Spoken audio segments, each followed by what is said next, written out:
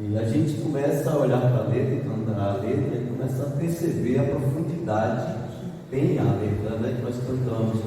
Porque primeiro você vive feliz, porque você é de Jesus. Você precisa entender que você só é feliz se você de fato pertencer ao nosso Senhor e Salvador Jesus Cristo. E somente assim é que você vai poder desfrutar a alegria que os salmos têm. E aí na sequência da letra ele começa dizendo ainda, né? Só por Jesus, Herdeiro de Deus, né? Ele me leva à glória de Deus, no alto caminho, né? E essa expressão de cantar com a alma, entendendo que esta alma é o bem mais precioso que você tem, e que de fato você precisa expressar esse louvor com autenticidade, com alegria no coração, porque agora você entende o lugar que está reservado para ela, né? Por isso que o ardente é com alegria, com expressão de alegria. Ao seu amor me submeti. Paulo ele diz isso de uma forma diferente: o seu amor me constrange. Você entende o que foi feito em favor da sua alma, você entende, né, por que você está extasiado, alegre, feliz em poder cantar com alegria ao Senhor, porque verdadeiramente a sua alma agora encontrou um lugar de paz, um lugar de descanso, um preço foi pago por você. E aí ele continua cada vez mais, né? Anjos descendo de plasma do céu, ecos das céus, a glória de Deus, a graça de Deus. Vamos pensar sobre isso à noite, um pouco mais sobre isso à noite. Sempre vivendo em seu grande amor. Isso é viver de forma prática, como nós ouvimos ontem lá, e vamos falar de novo sobre isso agora, né? Sempre vivendo em seu grande amor, me regozijo em meu Salvador. Tudo é para Ele, é dele, e para Ele são todas as coisas. É esperançoso, eu vivo na luz pela bondade de Deus. Não há nada em mim pudesse ou que possa ser oferecido para que a minha alma pudesse se alegrar. Tudo é um favor de Deus, tudo é um favor de Deus. E eu quero abrir com você, depois a gente anda mais um finalizando, o mesmo texto de ontem, Marcos capítulo 12, para a gente ler e pensar sobre o que é que agrada a Deus. Eu vi na palavra que você lê de novo, né? Agradar a Deus, ser gratos a Deus, ou agradar a Deus com a minha vida. Ser grato a Deus é um reconhecimento que eu tenho, que eu preciso ter por aquilo que foi feito em meu favor, né? Por algo que foi feito em prol da minha salvação. Por isso eu sou grato a Deus. Mas eu posso agradar a Deus. Como agradar a Deus? Ele depende da minha vida? Não. Mas eu posso agradar a Deus, como acabamos de cantar aqui. Vê outro refrão isso? Mas nós podemos agradar a Deus. Deus, ele se agrada do nosso testemunho. Deus se agrada da nossa forma de adorá-lo. Deus, ele espera exatamente que vivamos felizes, que desfrutamos dessa luz que é Jesus, e dessa forma de viver, nós vamos agradando, trazendo alegria ao coração de Deus. Pode sentar, por favor. Marcos capítulo 12, a partir do verso 28. O contexto, se a gente ler desde o versículo 1, lá no capítulo 12, nós vamos entender que Jesus fala sobre a parábola dos lavradores. Depois ele fala de um pagamento que é imposto por César, e as pessoas querem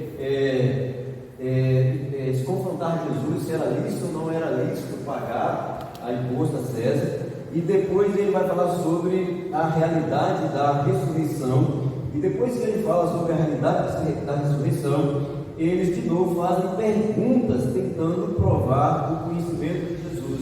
E Jesus responde de uma forma muito simples, né? A partir do verso 28 ele diz assim: um dos mestres da lei aproximou-se, um dos mestres da lei que estava ali ouviu a discussão. Ele estava de fora, ele viu Jesus discutindo e fazendo todo aquele ensinamento, e aí ele viu que Jesus tinha dado uma boa resposta. E por isso pergunta: qual é o mais importante de todos os mandamentos da lei? E aí Jesus respondeu: é este, escute, povo de Israel, o Senhor, o nosso Deus, é o único Deus. Ele já está citando uma passagem lá em Deuteronômio, aqui, ó.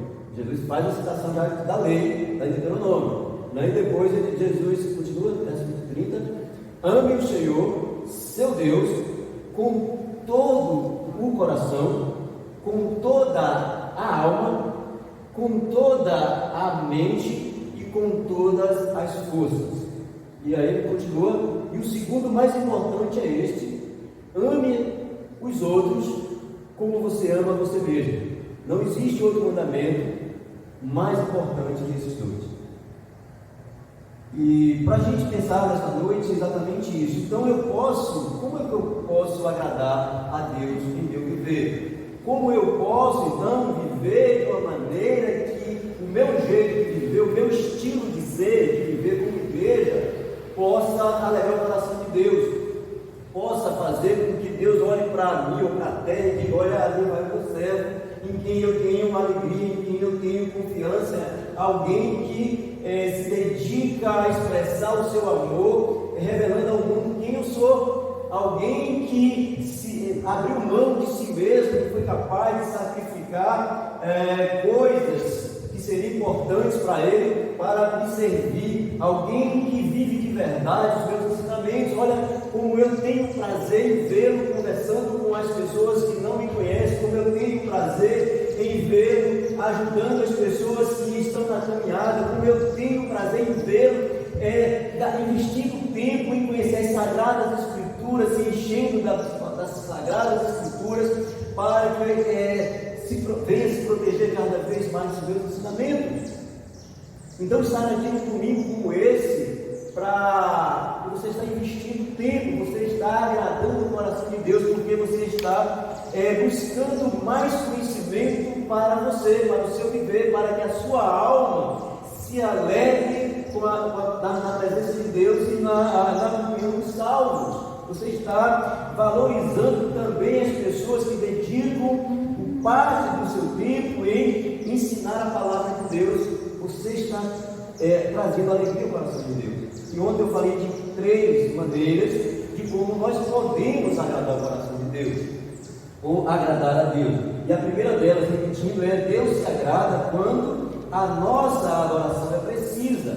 E quando nós falamos o que é precisa, é uma ilustração que eu não disse ontem. Por exemplo, isso era muito comum lá na roça, né? Quando a gente morava na roça, meu pai, às vezes ele saía para fazer compras, ele ia na venda fazer compras, e a gente ficava de olho na estrada, porque normalmente ele trazia caramelo. O caramelo que era aquele açúcar, né?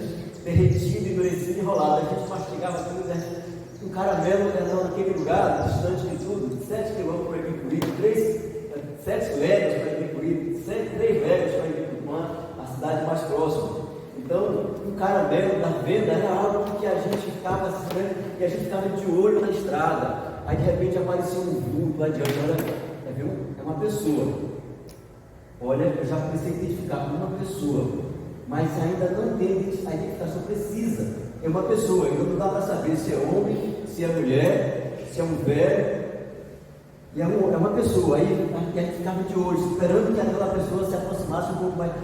É um homem. Opa, ainda não dá para identificar se era o meu pai, mas já era um homem pelo andar. E quando você tem intimidade com alguém, até o andar daquela pessoa, não, agora não tem mais dúvida, é meu pai, é ele, olha, é o jeito de coçar a cabeça. Meu pai tinha uma forma de andar que ele andava assim, ó. Ele andava atrás, quem estava atrás, ele foi fazendo isso, ó. Era como se ele estivesse fazendo cálculos, pensando e expressando ali. Então não dá para confundir. Então, o que é uma adoração precisa? Você sabe a quem é que você está adorando. Você tem intimidade com quem você está expressando a adoração. Você identifica aquele a quem você se derrama em louvores, porque a adoração não é apenas cantar um louvor a Deus. A adoração é um estilo de vida, é um jeito de ser. E às vezes você fala para alguém, quem é Deus? Né? Um texto que eu falei ontem que tem as 2 perguntas: quem é Deus? Como é Deus? E às vezes você pergunta para alguém como é Edith, como é a irmã Cileide. Se a pessoa não tem intimidade, se ela conhece esses leis de ouvir falar, ela vai ter uma concepção de como é Cileide. Aí depois ela vai fazer uma viagem com o Cileide, vai conversar com o Cileide, vai estar com o Cileide. Então, peraí, eu estou conhecendo o Cileide de uma forma diferente, ou então Cileide é exatamente aquilo que falaram dela. Então, quando nós conhecemos Deus de forma mais precisa é em sua palavra. Porque, por exemplo, vamos pensar aqui, o que você precisa? A irmã Sibeli trabalha na área da justiça, então ela já viu muita gente lá apresentando a sua justiça de uma forma diferente daquela justiça que está escrita ali no livro da lei. E a pessoa quis se justificar muitas vezes, porque ele entendia que aquela era a forma de agir, e a lei disse totalmente diferente. Às vezes eu digo, Deus é justo, mas eu crio na minha cabeça um Deus segundo o meu senso de justiça. Por exemplo, Filipenses, quando ele escreve o livro A Maravilhosa Graça, um homem, pastor, sábio, escritor, renomado, doutor, e de repente os Estados Unidos estava preso já um canibal, 70 corpos foram encontrados, congelados, parte desses corpos em sua casa. Ele foi preso, e na prisão esse homem começa, porque a maioria dos americanos sabem de Jesus, conhece a palavra de Deus, e ele se converte. E Filipenses entrou em crise, o pastor entrou em crise, falou: como assim? Como que um homem como esse, que fez essas barbaridades, cometeu essa série de crimes e assassinatos, com esse requinte de crueldade, um homem que se alimentava desses corpos, vai para o céu e eu vou? Olha, e aí ele se tranca num porão, questionando, orando e buscando a Deus, porque o seu senso de justiça, Deus não se encaixava no seu senso de justiça. E ali na oração e em crises, ele começa a entender a justiça de Deus, e ele escreve o livro A Maravilhosa Graça, porque ele entende que Deus é quem Ele é. E se eu não buscar esse conhecimento, se eu não me dedicar a conhecer a palavra de Deus, eu vou criar na minha cabeça um Deus que não é o Deus da palavra de Deus, e eu vou criar um ídolo, e eu vou passo a adorar um ídolo. Mas Deus, Ele se agrada quando a nossa adoração é precisa, quando nós adoramos Deus exatamente pelo que Ele é, e não pelo que eu desejo que Ele seja. Deus é Deus, ponto. É por isso que o nome de Deus é impronunciável naquelas 4 palavras ali em hebraico, pela sua perfeição. Então nós sabemos que Deus se agrada quando a nossa adoração é precisa, quando nós nos derramamos. Esse cântico, essa parte, canta minha alma, era para a gente vibrar. Você já viu um torcedor do time do Flamengo quando o time está ganhando? Do Corinthians, a vibração, a briga, ele é capaz de brigar, ele aplaude, ele se entrega na adoração naquele momento, que muitas vezes nós não temos quando essa adoração é para Deus. Por quê? Será que nós não conhecemos esse Deus? E a outra parte, só vou comentar assim, porque o nosso tempo já foi, adoração autêntica, que é exatamente isso, autêntica, pelo que Ele é. Quando eu abro mão dos meus desejos, quando eu abro mão dos meus sonhos, quando eu abro mão, quando eu tenho convicção, quando eu não tenho medo de dizer: Senhor, eu pequei contra Ti, Senhor, eu já não sei quem eu sou, Senhor, me ajude, eu me derramo em alegria, mas também em quebrantamento diante dEle, porque eu sei que essa adoração é autêntica. Lembra daquela oração? Jesus, algumas pessoas perguntando para Jesus qual era a maneira certa de orar, e ele fala de alguém que chega lá no templo e: Senhor, eu sou teu servo, eu entrego o dízimo todo mês, eu leio a tua palavra diariamente, sabe, eu vou nos cultos de culto fundo, eu vou no culto de madrugada, eu vou no nosso contexto aqui, ele orando, falando para o Senhor: eu dou esmola, eu dou cesta básica. Dentro do nosso contexto, era essa oração que eu estava fazendo. E o outro: tem misericórdia de mim, Senhor, tem misericórdia, eu não tenho nada para te oferecer, eu sou miserável, a minha alma está alegre por conta da tua salvação, mas não há nada em mim para te oferecer. Jesus pergunta: quem fez a oração autêntica, que quem estava de fato sendo um adorador por excelência ali, a dúvida é dissipada daquelas pessoas. Nós falamos, você está falando agora de orgulho. Esse primeiro, ele estava diminuindo as outras pessoas. Ele estava se engrandecendo. O outro, ele estava se quebrantando. Ele estava se quebrando diante do Senhor. E o terceiro ponto é quando a nossa adoração ela é prática, vida na vida. Quando nós compartilhamos quem somos para que outras pessoas sejam, como nós somos ou melhores. Quando nós dedicamos tempo em melhorar para que outras pessoas melhorem. Quando nós dedicamos tempo para que outras pessoas encontrem o caminho da salvação. Tiago ele diz que conhecer a palavra de Deus e não colocá-la em prática também é cometer pecado. Quando nós deixamos de fazer aquilo que sabemos que precisa ser feito, nós estamos cometendo pecado. Nós não trazemos alegria ao coração de Deus. Só para finalizar, eu usei uma expressão aqui outro dia, que eu li uma vez no livro Arnaldo de Moncada, Contos Sapientes. Lá no Contos Sapientes tinha duas histórias que marcaram assim, ali na minha caminhada. E uma delas era a história Como Você é Conhecido no Inferno, o título do sermão do pastor. Como você é conhecido no inferno? E ele disse que antes de, na sua introdução, ele começa a perguntar, irmão Deus, como o senhor é conhecido no inferno? O senhor é crente, mas como o senhor é conhecido lá no inferno? Já viram como você é conhecido no inferno? Vocês lembram? Como a senhora é conhecida no inferno? Tem, irmãos, assim, da mesma forma que você é conhecida no céu, você é conhecido no inferno. Se você é um adorador, se você traz alegria ao coração de Deus, se você é fiel, lá no inferno você é conhecido como um servo fiel. Ou no mundo dos mortos, Ele queria trazer para essa conjectura.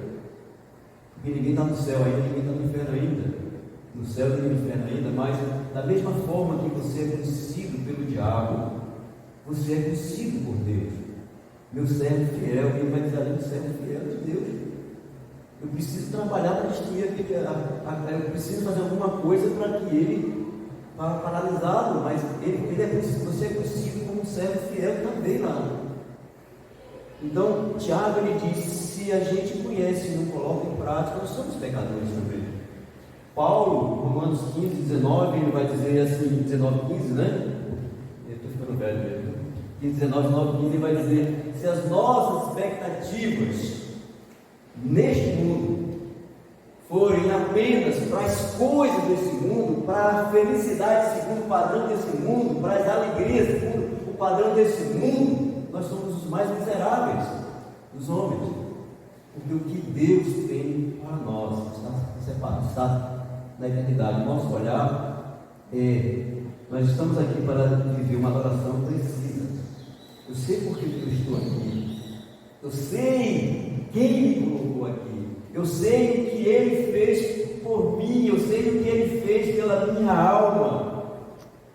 Eu sei por que eu oro dessa forma. Eu sei por que eu invisto meu tempo assim. Eu sei o que eu preciso fazer para continuar sendo a alegria do coração de Deus.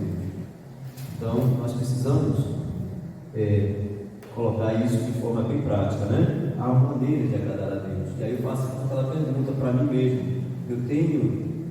A minha adoração tem sido precisa? A minha adoração ela tem sido autêntica? Porque, irmãos, olha só, Deus não abençoa quem finge ser o que ele não é. Deus não derrama a sua graça sobre aqueles que fingem que são o que eles não são. Isso é muito prático. Está na palavra de Deus. Eu não posso chegar aqui e achar que estou agradando a Deus se Ele sabe o meu coração, como está o meu coração e qual a intenção do meu coração. Outro dia eu vi um pastor pregando e ele disse o seguinte: Deus não abençoa a prática, ele abençoa a intenção. Gente, como assim? Quer dizer que eu não preciso adorar? Eu preciso só ter a intenção de adorar? Eu não preciso entregar o dízimo? Eu preciso só ter a intenção de entregar o dízimo? Eu não preciso vir à casa de Deus somente ter a intenção de vir? Está errado. E aí fui ver o sermão inteiro, e o sermão inteiro o ponto era esse: Deus abençoa as intenções. Deus se agrada de uma vida prática, de uma vida que precisa de uma adoração autêntica. E todo o nosso esforço aqui na terra, enquanto viver na terra, é para que isso seja visto nas nossas vidas. Amém? Vamos orar? Vamos orar? Falta um violão para a gente cantar mais um. Mas à noite a gente canta, né? Nosso tempo já foi. Vamos orar para falar com o Papai do Céu. Amado Deus, Pai que está nos céus, nós estamos aqui mais uma vez nesta manhã, Senhor, para te adorar em espírito e em verdade, para aprender mais sobre a verdadeira essência de um viver que te agrada, Senhor. E nós sabemos, já aprendemos, temos visto que isso passa pelo conhecimento da Tua Palavra. Por isso nós mantemos aqui a Tua Escola Bíblica Dominical, Senhor. E eu te peço que continue abençoando os professores e os alunos que têm estado aqui, Senhor. Que o Senhor possa estar abrindo o entendimento de cada um dos Teus filhos, para que a Tua Palavra possa germinar nos seus corações e mentes. Também, Senhor, eu quero te pedir pela Tua igreja espalhada por toda a face da terra. Senhor, por cada homem ou mulher que tem dedicado em viver de verdade a Tua Palavra. Nos ajuda, Senhor, nesta caminhada. Perdoa, Senhor, os nossos pecados. Senhor, nos fortaleça cada dia mais para continuar cumprindo os propósitos para os quais fomos chamados, Senhor. Abençoa, Senhor, cada um dos Teus filhos mais uma vez, Senhor, nesta manhã. E nos prepara, Senhor, para logo mais à noite, na celebração da noite, onde celebraremos também a ceia do Senhor. Obrigado, meu Deus, por tudo, mais uma vez. É a minha oração no nome de Jesus. Amém, amém e amém. Boa noite, mais uma vez estaremos aí.